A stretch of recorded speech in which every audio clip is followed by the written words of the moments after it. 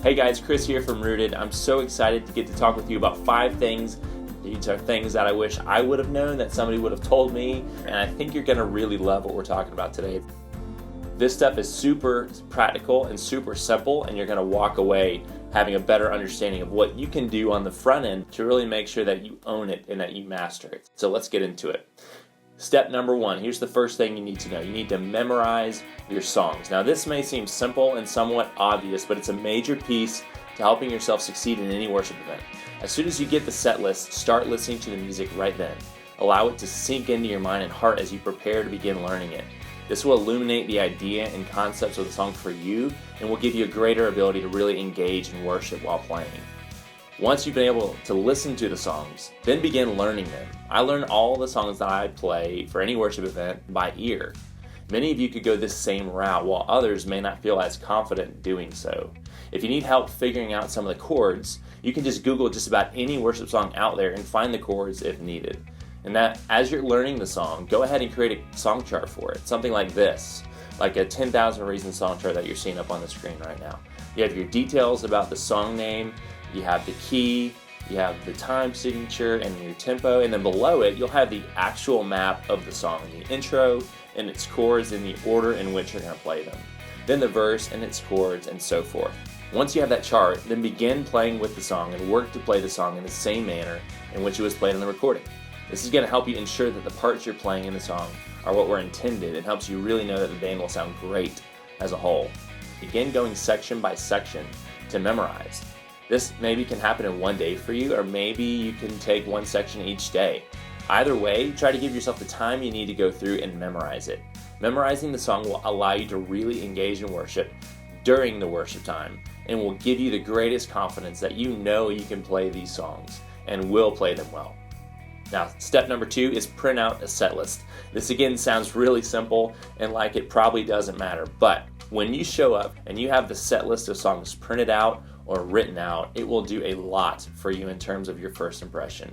You've prepared, you've memorized, and you're ready to go. One other item you want to do in that set list is a brief idea as to the song's layout.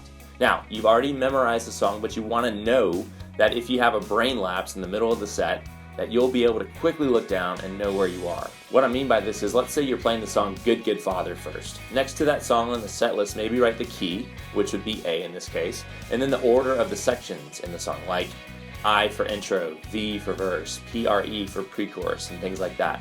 This just provides a guardrail as you're going through if you're having a hard time remembering something. Some may think this would come across as showing a lack of preparedness, but in my experience, this shows you how prepared you actually are to make sure you have the layouts of each song ready. So your set list is vital. Now step number 3 is arrive early. This one is huge.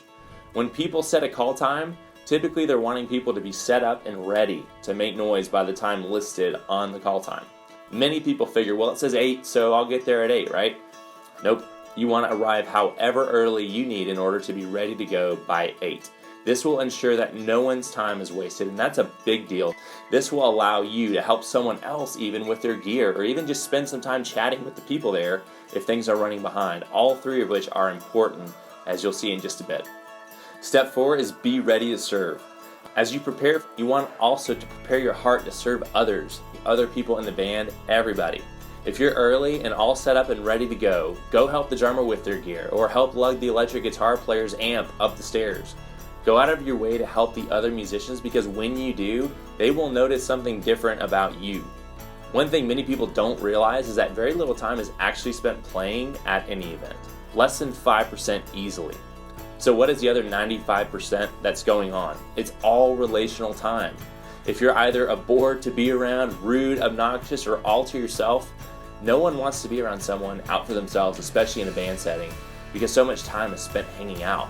The truth of the matter is that you don't need a grade A player to play with you on Sundays. You need someone dependable who can get the job done. So when push comes to shove, your ability and willingness to serve is going to rise to the top and will be the more important piece. Now we're on to step 5, the 5th and final piece, which is engage with others. As we talked about, almost 95% of the time is not spent playing, it's spent hanging out with other people. The more that you get out of your comfort zone and you talk with other people, you hear about their background, you hear about how they started playing music, you start engaging with them and build that relational capital, then they're going to be much more likely to be ready to serve you as well when you need some help. Maybe you're in the middle of the set and you just had a minor issue, maybe a flub of notes, maybe your pedals aren't working correctly, maybe some of the sounds on your piano aren't working great, and that could lead other people to think, man, they just really don't know what they're doing, they're not prepared, they're not ready. If you have that relational capital with people, then they're going to give you the benefit of the doubt way more often than not if you're engaging with them. I've seen it happen so many times. And if you're on their mind when they're looking for people to book, it's so much easier to get asked back if you have that relational capital. So if you come in with these 5 factors in mind, if you memorize your song, if you bring a set list, if you arrive early, if you come ready to serve, and if you engage with other people, I can guarantee you those things are going to get you asked back every single time. You're going to amaze people, and you're going to love that you prepared yourself in that way, because you're always going to get asked back. It could not be clearer than that. That's the way it works. So I hope you've enjoyed this little section for your next worship event. Let me know if you have any questions. I'd love to engage with you. Chris@RootedMusicOnline is my email address. And if you have any specific questions about anything we talked about today, feel free to reach out, and I'd love to engage with you further.